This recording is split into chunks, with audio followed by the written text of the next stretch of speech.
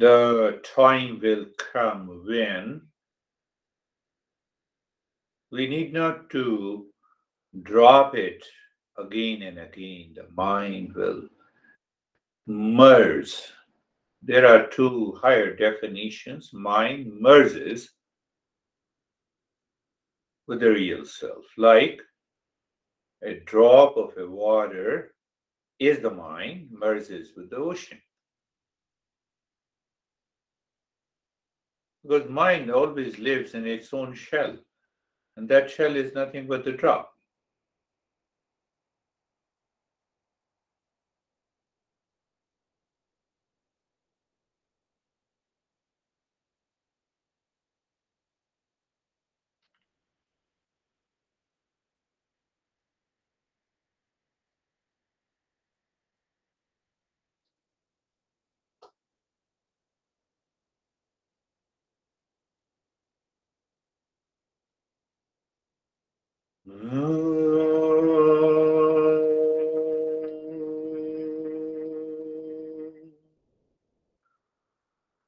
Shanti, Shanti, Shanti.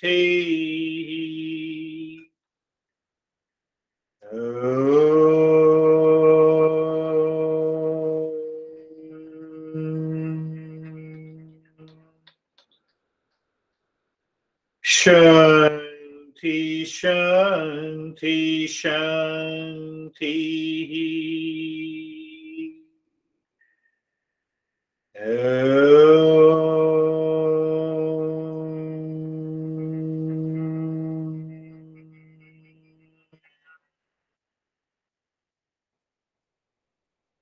Shanti, Shanti, Shanti. Bring your awareness on the right hand. Bring your awareness on the left hand. Lift your both the palms, place it on your eyes, open the eyes inside, know your experiences, bring the hands down. You see that in the beginning the body continued to move, now it is totally away. How are you, Brandy?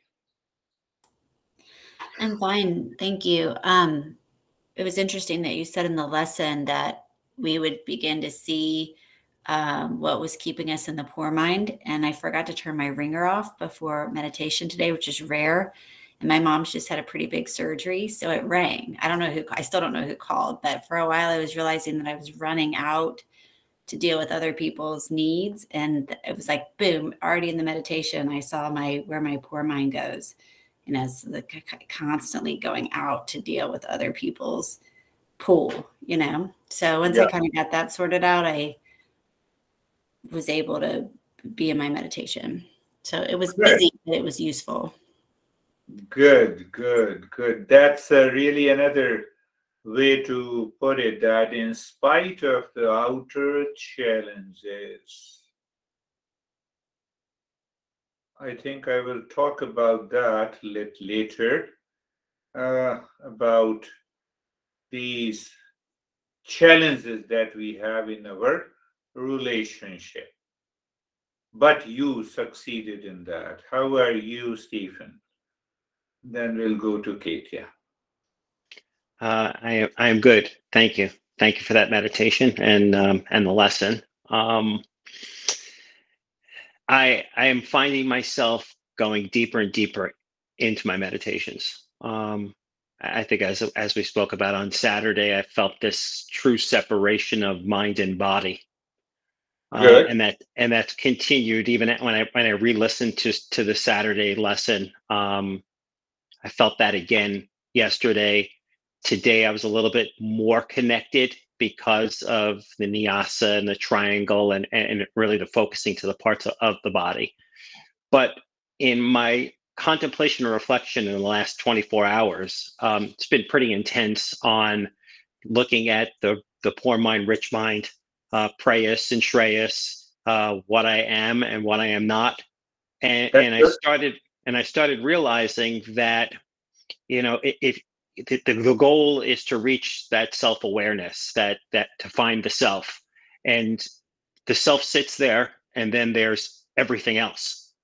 So if I was able to recognize that everything else and apply the awareness, the discernment, the dispassion to everything else, that the what I am, the Shreyas, the rich mind will naturally just come forward and show itself. And I've had an amazing success at that. I don't know whether I'm trying to convince myself of that, but it really has this different feeling to me, because I'm immediately just seeing the bad stuff and not allowing it in my space. So And your behavior and attitude towards people around you might have changed.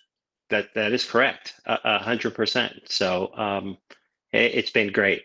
On a last note, happy birthday, Sam. Oh, happy birthday, Sam. Yeah, happy birthday. Let me have first Kate, and then I'll come back to Sam. Yes, Kate. Good morning, everybody. Thank you, Girish, for the meditation. One thing I noticed in my meditation today, when we were doing the triangle, and so I think it's also kind of a question. I started in the mind like organically and naturally, but like I'm always kind of like a heart-centered person, so I kind of was like, well, let's go down to the heart. But that was the mind. That was not. That was the poor mind. Right. And Yeah. so I guess that also led to a question of why either the heart or the mind? Why?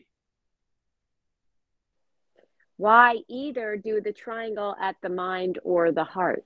Either the heart, the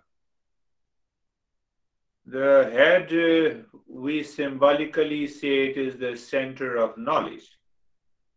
And the heart, we say, obviously, it is the center of the real self. So we push the mind not outside but inside. As far as the triangle is concerned, we will go in detail, but I think I gave some reference that triangle means three sides, and three sides represents the knowledge, desire, and action. And this equilateral triangle pointing upward also represents the originator of yoga, the Shiva. The meaning of the Shiva is full auspiciousness and completeness.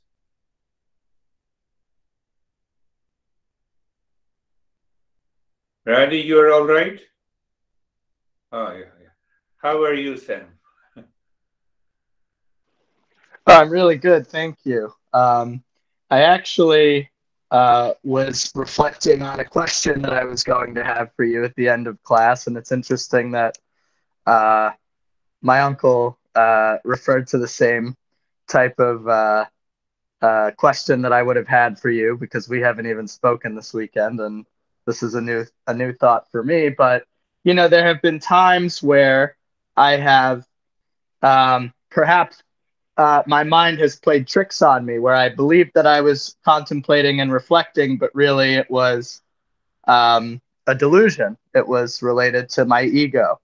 So, and then I was going to ask if you have any indicators, but you kind of answered it in the lesson. It's if it's related to a sense organ response, if it's making you tired, or if it's making you fearful, then it's probably not contemplation and reflection.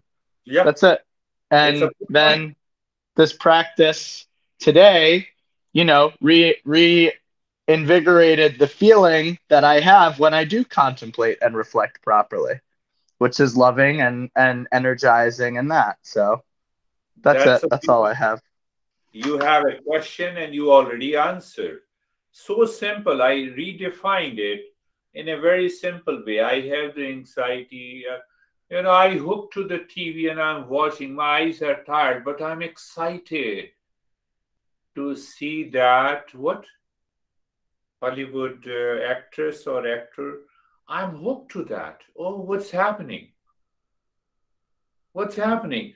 No, I go to the restaurant and I am tired, but I like the food I'm eating and I'm eating and I'm eating. Come on.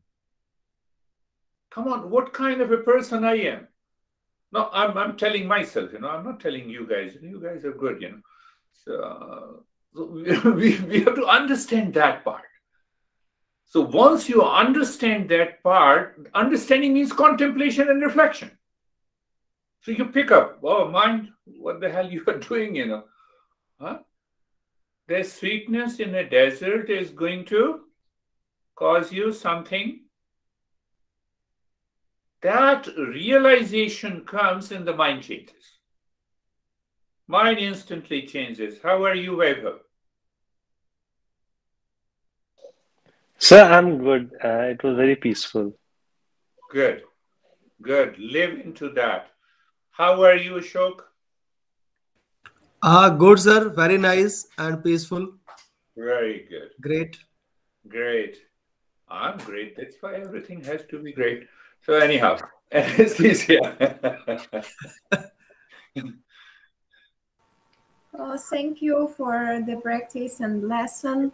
I am more, I recognize more that I am not my body. Today I felt like my body is an egg and I am something in this egg. I was exploring this space and sometimes I am still afraid of my nature, or today I got some thought or insight that maybe the universe is so great and I am afraid of this, that I'm also great because I'm part of universe or something like that. Like I'm afraid of myself, I'm afraid of love because I don't know what is it, I think. Emotional dependence. Attachment. Poor mind.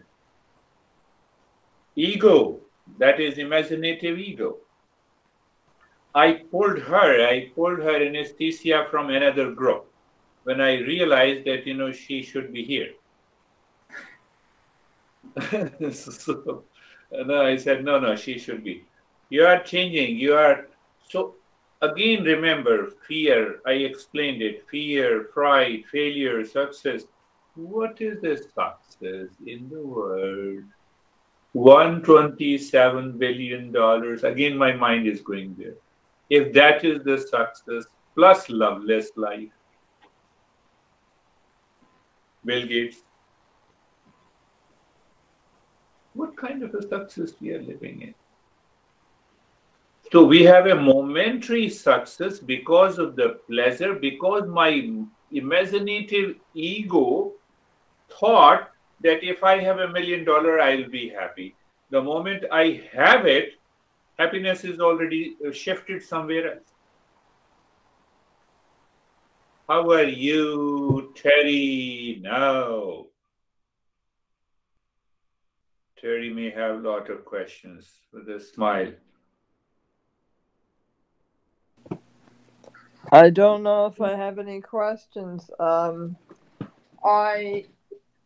I have the thought that fear is a physiological thing. Illogical. Yes. Physical. Yeah, physical and illogical. It's not logical. Oh, well, yeah, but I was saying physiological. You're saying it's a physical response. It's a physical feeling in the body because of the chemicals that come from the brain. And I feel a feeling of fear, and it's a physical feeling in my body. And I feel like I live all the time in the mouth of the cobra. So I'm always fighting that. I had already understood the word physiological, so I was stressing it is illogical. Oh. Fear is illogical. It comes from the poor mind. Imaginative ego first. From where they... No, see, just... No, I can talk in the following session, but let me give you an idea. That we had a past impression. We had a past impression as a baby. But the baby, as a baby, I do not recognize any past impression. Huh? If you break the mango seed, it doesn't taste sweet. But you grow the mango, it becomes a tree, and then you taste the fruit. It is sweet. Orange is sour, little bit sour, right? So as a baby, pay attention, everyone. So as a baby, I do not know what kind of a seed impression I have, right? When I recognize, the moment I have an imaginative ego created, huh? Whenever, maybe 7, 8, 10 years old, I don't like that, this candy, this is bad. You see? You see that? I hate you. I like you. All these are, those seed is already there.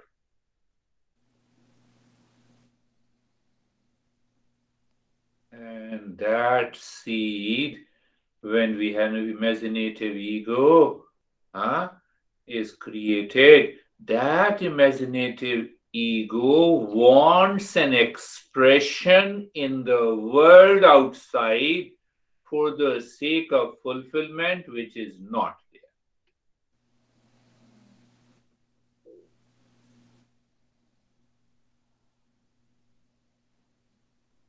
It is not there. So what happens? The world of delusion appears, and I continue to live into that delusion. We are happy. We are happy. We are happy. I told you 100, I think, couple of times before. I have told you I will make it clear before, but first I have to, all these,